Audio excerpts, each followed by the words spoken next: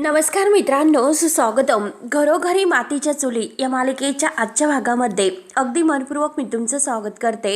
आजच्या भागामध्ये आता जानकीने ओवीसाठी जो निर्णय घेतलेला आहे, कारण ओवीने मायावर विश्वास ठेवला होता आणि घरातील कुणावरही विश्वास न ठेवता ती मायाच्या सोबतसुद्धा इतकी जवळ गेली होती. म्हणून आता ओवीला धडा शिकवण्यासाठी जानकीने हा निर्णय घेतलेला आहे. जानकी आता सगळ्यांच्या समोर म्हणते की काही झालं तरी आता मायेने जे काही आपल्यासोबत वागली आणि ओवी तिच्यासोबत जे काही तिने केलं, त्यामुळे मात्र आता इथून पुढे ओवीला आता या घरामध्ये नाही तर बोर्डिंगमध्ये ठेवण्यात येईल. कारण मात्र बाहेरचं जग कसं असतं याची जाणीव मात्र ओवीला होईल. तेव्हा आता ओवी खूप रडत असते आणि जानकीचा हा निर्णय अगदी सगळ्यांना धक्कादायक वाटतो, कुणालाही तो मान्य नसतो. सुमित्रा म्हणते की अगं जानकी तू काय बोलतेस. त्यावरती जानकी म्हणते की नाही आई, ओवीला आपल्याला ऐकायचं नाही. मला नाही वाटत की तिला आईबाबांचं ऐकायचं आहे म्हणून. आणि बघितलंस का तू काय केलंस, तू आईबाबांचं ऐकलं नाहीस म्हणून किती मोठ्या संकटात तू अडकलीस. तेव्हा आता ओवीला असं म्हटल्यानंतर ओवी खूप रडत आहे. तिला आता आपल्या फॅमिलीला सोडून कुठेही जायचं नाही, परंतु ओवीला चांगलाच धडा शिकवण्यासाठी आता जानकीने हे सर्व केलेलं आहे. तर आणि हे बघ ओवी, त्रास फक्त तुला नाही तर त्रास आम्हाला सध्या सगळ्यांना झालेला आहे. त्यामुळे आता याची शिक्षा म्हणून तुला बोर्डिंग स्कूलच तुझ्यासाठी योग्य आहे. तेव्हा आता ओवी खूप रडत असते आणि रडतच ती आपल्या आईचा हात धरते आणि म्हणते की आई बोल ना ग एकदा माझ्या बरोबर, माझ्याकडे बघ ना एकदा तरी.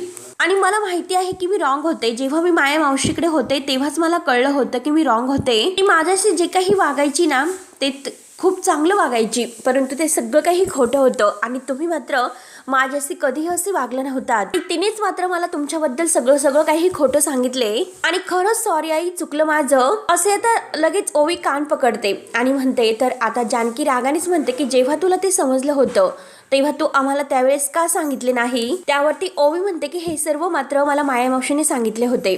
याबद्दल मात्र कुणालाही सांगायचे तर नाही आणि आई बाबांना सुद्धा सांगायचे नाही. त्यावरती जानकी तिला विचारते की ओवी तू खरं बोलतेस का. ओवी म्हणते की हो आई, मी खरं बोलत आहे. आईची शपथ मी खरंच बोलते आणि हे बघ तुझी बाबांची सगळ्यांची मी शपथ घेते की मी खरं बोलत आहे. आणि आई प्लीज तू माझ्यावर विश्वास ठेव प्लीज. आणि ओवी ही ऋषिकेशच्या समोर येते आणि म्हणते की बाबा हे बघा, प्लीज तुम्ही आईला माझ्यावर विश्वास ठेवायला सांगा, मी खरं बोलते. मला तुमच्या बरोबर आई बाबा तुमच्या बरोबर आणि घरातील सगळ्यांच्या बरोबर, गुलाबजाम काका बरोबर मला तुमच्या सोबतच राहायचं आहे घरातच. त्यामुळे प्लीज बाबा आईला सांगा की मला बोर्डिंग स्कूलला नाही जायचं. आणि प्लीज आई आईकडे सुद्धा येते, तिला घट्ट मिठी मारत म्हणते की आई प्लीज रिक्वेस्ट करते, खरंच मला बोर्डिंग स्कूलला नाही जायचं, परंतु प्लीज मी असं कधीही नाही वागणार, कधीही मात्र कुणावर विश्वास नाही ठेवणार, प्लीज तुम्हाला समजून घे. म्हणून ओवी आता खूप विनवण्या करत आहे आणि खूप रडत सुद्धा आहे. ओवी आता खूप रडते हे बघून सगळ्यांना वाईट वाटतं, परंतु आई मात्र तिच्यावर मुद्दाम कठोर वागलेली असते. कारण तर खूप रडत आहे तर आई अजून सुद्धा जानकी तयार नसते. आता ओवी अजूनपर्यंत रडत आहे. तेव्हा आता ओवी रडतच असते, परंतु जानकी म्हणते की हे बघ ओवी, तू रडली म्हणून आता मी तुला माफ करत असं नाही, मी तुला अजूनपर्यंत माफ केलेलं नाही. आणि तुला बोर्डिंग स्कूलला जायचं की नाही ते मात्र आता इथून पुढच्या तुझ्या वागण्यावर असेल.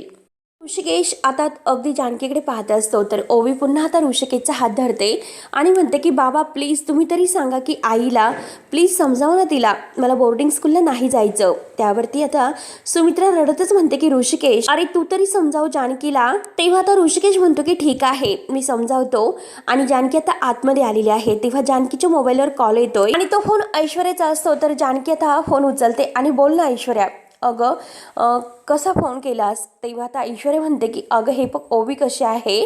जानकी म्हणते की ती आता तिच्या आजीकडे आहे. त्यावरती ऐश्वर्या म्हणते की हो ना, ओवी खूपच लहान आहे आणि तिला काय काय सहन करावं लागलं ग, खूपच लहान आहे ना ती. त्यावरती जानकी म्हणते की हो ना, कारण तिला हे सर्व माझ्यामुळे सहन करावे लागले आणि ओवी किती लहान आहे, माझ्यामुळे तिला इतका त्रास झाला याचं गिल्ट माझ्या मनामध्ये आहे. हे ऐकून आता ऐश्वर्या म्हणते की जानकी अगं तू वेडी आहेस का. अगं ओवीला हे सगळ्यातून बाहेर काढण्यासाठी एक आई म्हणून तुझे काही केलंस ना तर ते बाकी कुणालाच जमलं नसतं.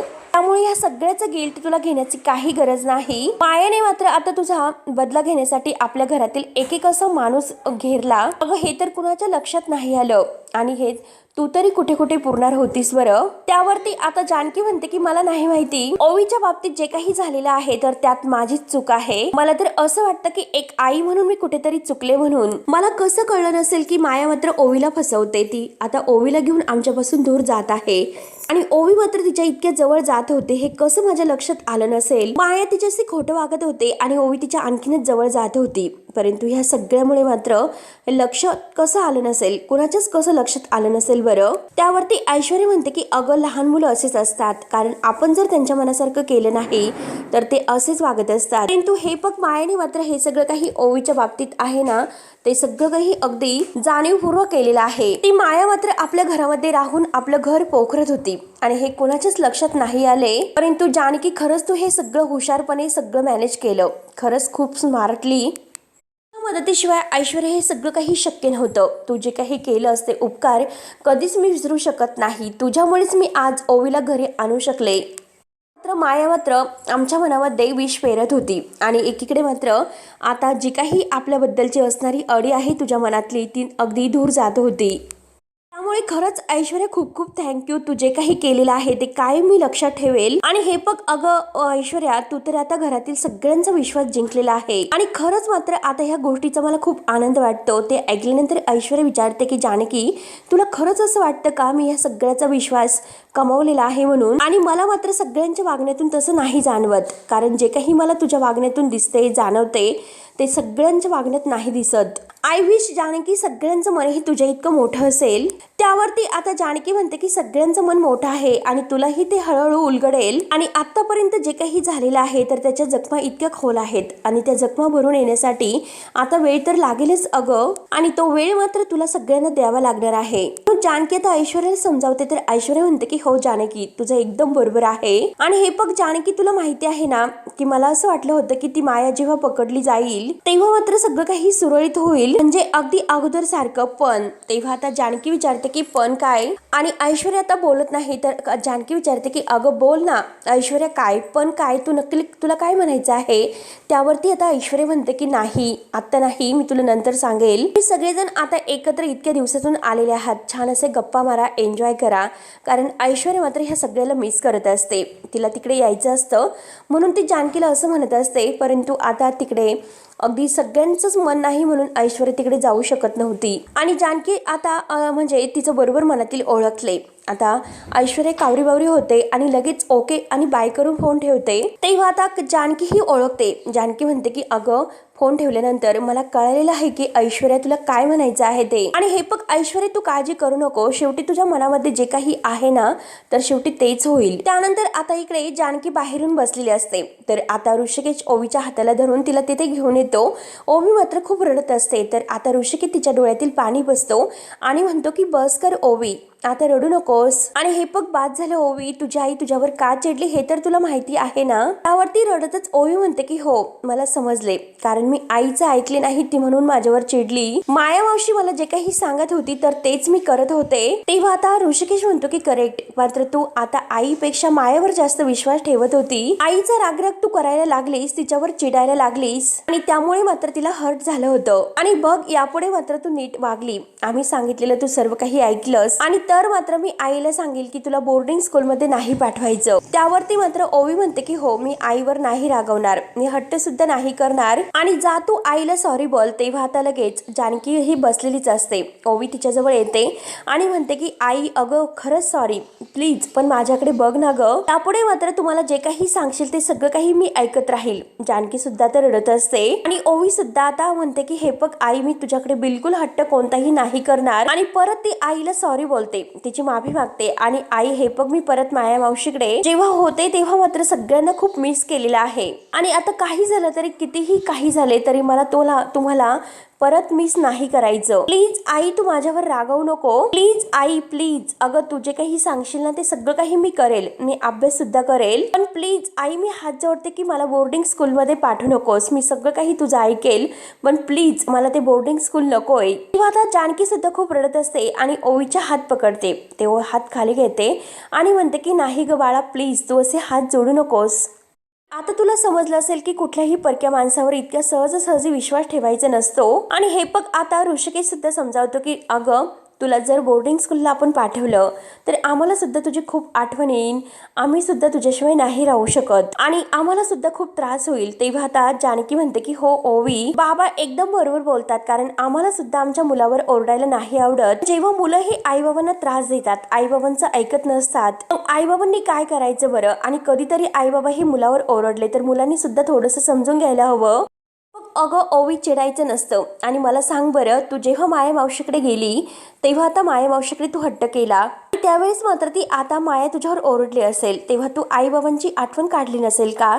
त्यांना मिस तू नसेल केलं का? त्यावरती रडतच ओवी म्हणते की आई, मला वाटत होते की मला तुमच्याकडे यायचं आहे म्हणून, आणि त्यावेळेस मात्र मी माया मावशीला स्पष्ट सांगितलं होतं की हे चॉकलेट वगैरे मला काहीही नकोय, मला फक्त आणि फक्त माझे आई बाबा हवे आहेत. त्यावरती आता जानकी म्हणते की बाळा, आम्हाला सुद्धा काहीही नकोय, आम्हाला फक्त आणि फक्त तू हवी आहेस. आई बाबांना त्यांचे मुलं हवी असतात, त्यांचे हट्ट त्यांना पुरवायचे असतात. आता आई मुलांना आपल्या मुलाचे लाड करायचे असतात, त्यांना हवं ते सगळं द्यायचं असतं, पण प्रत्येक हट्ट मात्र पूर्ण करायलाच हवा असं नाही ना बाळा. मुलांना सुद्धा कळायला हवं की कुठला हट्ट करायचा, कुठला हट्ट करायचा नाही म्हणून. आणि हे बघ ओवी, हे कायम लक्षात ठेव, माणसापेक्षा आणि नात्यापेक्षा वस्तूंना व्हॅल्यू द्यायची नसतात, माणसं ही जपायची आणि त्यासाठीच मात्र आता आपण प्रयत्न सुद्धा करायचे आपल्याला, म्हणजे त्यांना महत्व सुद्धा द्यायचं. आपली माणसं ही जे आपल्यासाठी चांगलं सांगत असतात ते कायम मात्र ऐकायचं. आणि कळतं ना तुला मी काय म्हणते? त्यावरती ओवी रडतच म्हणते की हो आई. आणि जानकी मात्र तिला आता घट्ट असे मिठी मारते आणि म्हणते की शहाणा आहे माझं बाळ. आता ऋषिकेश सुद्धा ओवीला जवळ घेतो. आता तिघही खुश होतात. आता ओवी त्यांना म्हणते की आई बाबा, खरंच सॉरी, मी परत असं कधीही नाही वागणार. तेव्हा आता ऋषिकेश खुश होत इट्स ओके असं म्हणतो आणि तिघही आता ते एकत्र येतात. आणि आता जानकी ऋषिकेश ओवीला घट्ट मिठी मारून आपल्या मिठीत घेतात. त्यानंतर दुसऱ्या दिवशी सकाळी जानकी तयार होते, रांगोळी वगैरे काढते आणि आता घरामध्ये धूप वगैरे फिरवत असते. आणि आता सगळं काही झाल्यानंतर देवघरामध्ये येते, देवाला हात जोडून नमस्कार करते. आणि तेवढ्यात आता तिथे सुमित्रा येते. सुमित्रा सुद्धा खुश होते आणि देवाला हळदी कुंकू वाहते आणि हात जोडून देवाच्या पाया पडते आणि म्हणते की जानकी, रांगोळी सुद्धा खूप छान काढली, पूजा सुद्धा खूप छान झालेली आहे, खूपच छान वाटतं, अगदी उत्साही. घरातील एकदम असं वातावरणच बदलून गेलेलं आहे. जानकी, पण तू कसला विचार करत आहे? कशाचा इतका विचार करतेस बरं? जानकी विचारत असते. तिचा चेहरा थोडासा गंभीर असतो. तेव्हा आता जानकी आईंकडे पाहते आणि म्हणते की आई, तुम्हाला एक विचारू का?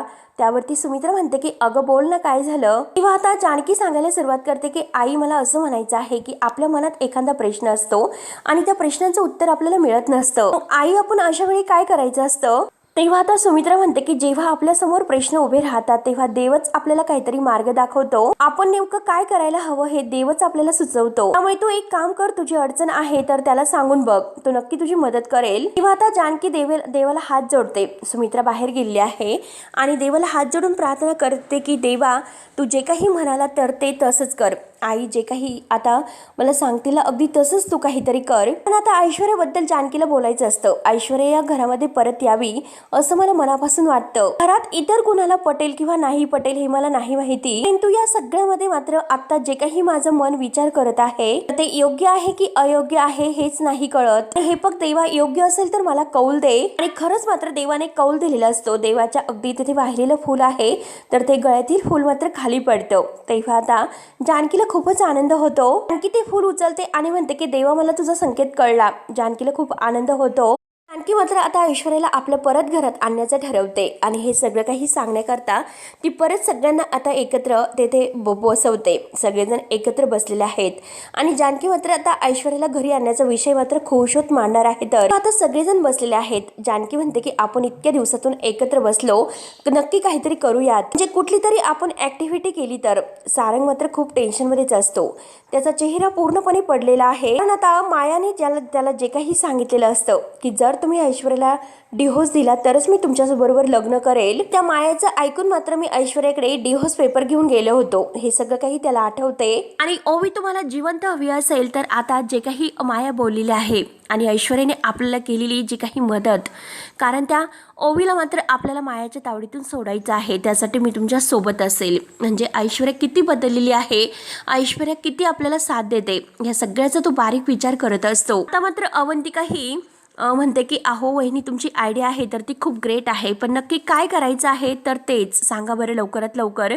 जानकी म्हणते की तेच मला नाही सुचत. तर जानकी सौमित्र भाऊजीला विचारते की तुम्हाला काही सुचतं का, काही करूयात म्हणून. अवंतिका चिडवते आणि विचारते की वहिनी तुम्ही कुणाला विचारतात, अहो तो जरी लॉयर म्हणून हुशार असला तरी सुद्धा हे ऍक्टिव्हिटीज साठी काहीतरी सुचवणं. त्या सगळ्यामध्ये मात्र सौमित्राला काय विचारतात त्याला काही जमत नाही. तेव्हा आता लगेच सौमित्र अवंतिकाकडे बघतो आणि म्हणतो की एक सेकंद, ठरवलं तर मी चांगलं काही पण सुचू शकतो, परंतु फक्त मी ठरवत नसतो. त्यावरती अवंतिका म्हणते की हो का.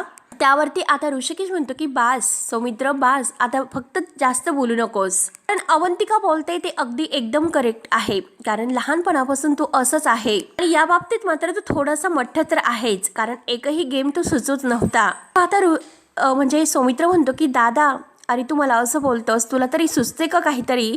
त्यावरती आता लगेच ऋषिकेश म्हणतो की हो माझ्या डोक्यामध्ये आहेच असे आयडिया भरपूर. तेव्हा आता जानकी खुशच म्हणते की हो सांगा ना लवकरात लवकर काय आहे. आता ऋषिकेश म्हणतो की ठीक आहे सांगतो. आज मात्र पुरुष मंडळी आम्ही काहीतरी असा किचनचा ताबा घेतो आणि तुमच्यासाठी मात्र खास असं काहीतरी बनवतो. तेव्हा आता हे ऐकून अवंतिका तर खूपच खुश होते. अवंतिका म्हणते की एकच नंबर. त्यावरती जानकी म्हणते की नाही आणि हे बघ असं करून मात्र अवंतिका आपल्याला उपाशी राहायचं आहे का, त्यामुळे नाही. त्यावरती ऋषिकेश म्हणतो की जानकी हे बघ इतकं सुद्धा मी वाईट जेवण बनवत नसतो. आणि आठवतं का मागच्या वेळेस तुम्ही काय केलं होतं, सांगू का, सांगू सगळ्यांच्या समोर. अगं अवंतिका हे बघ मागच्या वेळेस मात्र यांना साधा मसाल्याचा भात सुद्धा आलेला नव्हता, मसाले भात सोडून मात्र यांनी कोळसा भात बनवला होता. त्यावरती आता लगेच ऋषिकेश म्हणतो की एवढं काही नव्हतं. तर आता सौमित्र म्हणतो की वहिनी पण मला हे सर्व आठवतच नाही कधी झाले ते, आणि त्यावेळेस मात्र मी घरात नव्हतो का. वहिनी सांग बरं काय किस्सा झाला होता.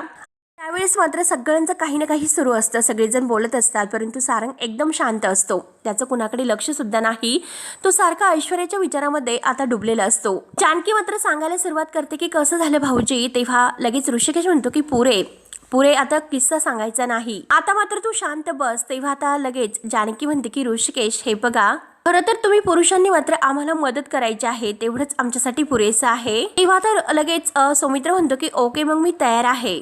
तेव्हा आता जानकीचं लक्ष सारंग भाऊजींकडे जाते. सारंग भाऊजी मात्र विचारात डुबलेले आहेत हे जानकी ओळखते. तेव्हा आता सारंगकडे बघत मात्र आता जानकी म्हणते की सौमित्र भाऊजी फक्त तुम्हीच नाही तर घरातील सगळ्या पुरुषांनी आम्हाला मदत करायची आहे, असं फक्त बसून राहून नाही चालणार, असे ती सारंगकडे बघत आता बोलत असते. एखाद्याच्या आठवणीत मात्र हरून बसून राहणं आणि हे तर मला अजिबातच पटणार नाही. तेव्हा आता सारंग लगेच आता जानकीकडे बघतोय आणि जानकी लगेच विचारते की सारंग भाऊजी काय झालं तुम्हाला, तुम्ही असे एकटेच विचार करत आहे, नक्की आमच्या बोलण्याकडे तुमचं लक्ष नाही, कसला विचार करतात, नक्की तुम्हाला ऐश्वर्याची आठवण येते ना, असं आता जानकी जेव्हा विचारते. जानकीने मात्र ऐश्वर्याचं नाव घेतल्यानंतर सौमित्राला खूपच राग येतो. तो जानकी बहिणीकडे रागाने पाहतो. तर जानकी हसून मात्र सारंगला विचारते की बोला ना सारंग भाऊजी. आणि जानकी मात्र आता अवंतिकाला म्हणते की बघ ना अवंतिका, अगं बघ सारंग भाऊजीचा चेहरा कसा झालेला आहे, त्यांना मात्र आता ही आठवण येत आहे ऐश्वर्याची, आणि कधी ऐश्वर्याला अगदी बघून ऐश्वर्या या घरात येत आहे असं त्यांना झालेलं आहे, कधी येईल एकदाची ती या घरात. मित्राला मात्र आता खूप राग येत असतो, रागाने तो रिएक्ट होत असतो. तेव्हा आता जानकी म्हणते की सारंग भाऊजी अहो तिच्या आठवणीत मात्र झुरणं आता बंद करा, पुरे करा, आणि या ना आमच्यामध्ये बोला, सहभागी व्हा. आणि जर तुम्ही असं करणार असेल तर मी लगेच ऐश्वर्याला फोन लावते आणि ऐश्वर्याला फोन करून मी सांगते की तुझ्या नवऱ्याला मात्र तुझी खूप आठवण येते म्हणून, आणि अगदी तातडीने येथे निघून येई, सगळेजण तुझी वाट पाहत आहे, आणि करू का फोन म्हणून सारंगला चिडवते. तेव्हा आता सौमित्र रागानेच आता पाहत असतो. जानकी पुढे म्हणते की खरंच मला सुद्धा आता ऐश्वर्याची खूपच आठवण येते, कारण आपण सगळेजण एकत्र जमलो आहोत आणि आता येथे आपल्यात ऐश्वर्या तर नाही, त्यामुळे त्या घर असं अपूर्ण वाटतं. ती काही झालं तरी ती या घरातीलच आहे, या घराशी असणारं तिचं नातं जोडलेलं आहे तर, आणि ते तुटलेलं नाही, कारण देवाच्या मनामध्ये तेच आहे की जे सारंग भाऊजीच्या मनामध्ये आहे तेच. तेव्हा आता सारंग सगळ्यांच्या समोर आता जानकीला विचारतो की वहिनी तू काय बोलतेस. आता जानकी म्हणते की तुमच्या मनामध्ये आहे तेच बोलते. हे बघा सारंग भाऊजी तुम्ही कितीही नाही म्हणा, परंतु मला पूर्ण माहिती आहे की तुमच्या मनात काय आहे ते, आणि हे बघा ऐश्वर्याला या घरात तुम्हाला परत आणायचं आहे ना, मग मी आत्ताच ऐश्वर्याला फोन करते आणि निघून ये असं म्हणते. आणि आता मात्र जेव्हा जानकी फोन करायला जाणार तोच या सौमित्राला इतका राग येतो आणि आपल्या हातात असणारा काचेचा जो काही ग्लास आहे जोरात तो अगदी आता त्या टेबलवर आदळतो आणि तो ग्लास फुटला जातो. तेव्हा आता सगळेजण धक्क्याने पाहत असतात. जानकीला तर धक्काच बसतो. तेव्हा आता लगेच जानकी म्हणते की भाऊजी काय झालं. आता ऋषिकेश सुद्धा म्हणतो की सौमित्र सावकाश काय झालं बरं. तर सौमित्र काही उत्तर न देता लगेच रागाने आत निघून जातो. तेव्हा आता जानकी विचारते की सौमित्र भाऊजींना नक्की काय झालं असेल आणि ते असे का निघून गेले. तर आता ऋषिकेश म्हणतो की तू ऐश्वर्याबद्दल बोलत होती तर कदाचित त्याचाच राग त्याला आला असेल. तेव्हा आता जानकी म्हणते की जर असंच असेल तर आपल्या नात्यांना सुद्धा अगदी तसाच तडा जाईल तर त्यांचे सुद्धा तुकडे होतील. आणि हे बघा ऋषिकेश असं काहीही व्हायला नकोय. आणि जानकी आता विचारत पडते, तिला टेन्शन येतं आणि त्या काचा ती गोळा करते आणि त्यातील एका काचेकडे ती तुकड्याकडे पाहत असते. तेव्हा आता जानकीच्या मनात काहीतरी विचार सुरू असतात. तर हा भाग येथे संपतो. पुढील भागामध्ये जानकी मात्र आता बाहेर आल्यानंतर बाहेर सारंगला विचारते की तुमचं अजून सुद्धा ऐश्वर्यावर प्रेम आहे ना, सांगा ना सारंग भाऊजी. तेव्हा आता सारंग म्हणतं की हो वहिनी, माझं अजून सुद्धा ऐश्वर्यावर प्रेम आहे, शेवटपर्यंत मी त्यांची वाट पाहत राहील. त्यावरती आता लगेच जानकी म्हणते की आता तुम्हाला फार वेळ वाट नाही बघावी लागणार. आता सगळेजण एकत्र बसलेले असताना मात्र जानकी म्हणते की आता आपलं कुटुंब एकत्र नाही, कारण आपल्या कुटुंबातील एक सदस्य घराच्या बाहेर आहे. ऐश्वर्या रणदेवी आपल्या घरात आली तरच आपलं हे कुटुंब आहे तर ते नाना पूर्ण होईल. तेव्हा सौमित्र पुन्हा आता जानकीकडे रागाने बघतोय. तेव्हा आता सौमित्र लगेच म्हणतो की जर तसं असेल तर माझा सुद्धा निर्णय तू ऐक, कारण ऐश्वर्या जर या घरात येणार असेल तर मी हे घर सोडून कायमचं चाललो. ते ऐकल्यानंतर आता सगळ्यांना फार मोठा धक्का बसतो. तेवढ्यात ऐश्वर्या दाराशी येते आणि दाराशी येऊन मात्र ती हे सगळं काही बोलणं ऐकते. तेव्हा आता मित्रांनो पुढे काय होतं हे बघायला विसरू नका. तोपर्यंत धन्यवाद.